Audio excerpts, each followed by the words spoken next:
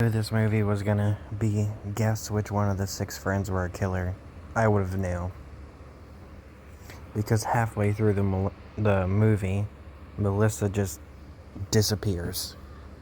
She says it's because she knows what she did was wrong, and she's just gonna let herself die.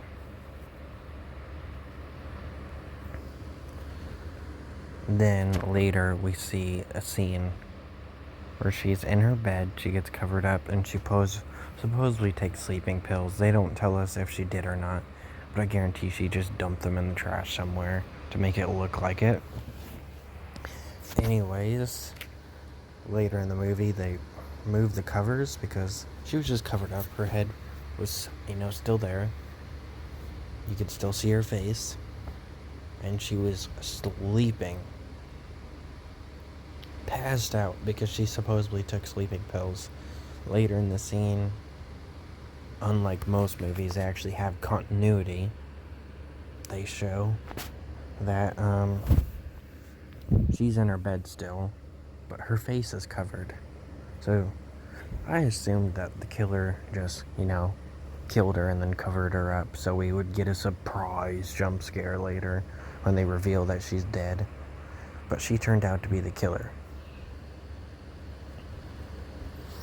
Because I didn't really expect that. I didn't think that was where it was going. But if I knew that it was like a mystery movie, I definitely would have guessed her. Just disappearing halfway through the movie, doing nothing, supposedly taking sleeping pills, being covered up. It was obviously her. The movie kinda sucked. A lot of the friends were not good people. They were manipulative and gaslighting. The only decent person, well, there was two decent persons, but one of them isn't really decent near the end of the movie. Katie gets killed like 30 minutes in, and she was the only other decent person. Like, they're just kind of dicks. Like, hey, can we not watch a documentary about us having to kill someone that raped our friend? You always make everything about yourself. We don't need this. You need to move on. And she's like, I don't want to talk about it. And then they're like, yeah, you can't even say it. You have to refer to it as it. And then there's one where she's like, hey, I don't want to be here. You told me it was just going to be me and you. I want to go home. She says no. And then she says, what do you mean no? And then she straight up replies with the most awful thing you could ever say to someone. She says, you don't know what no means? That must have been why you were so popular. What the fuck? I wanted her to die first. But she ended up being the killer, so she ends up dying near the end of the movie. Anyway, Joey ends up being just as crazy as her near the end of the movie. After realizing how crazy she is, like, she's like, you're crazy, what's wrong with you, why would you do this? They were our friends. There's also a scene where she just calls one of her friends ugly. And just says that it was just going to be us three.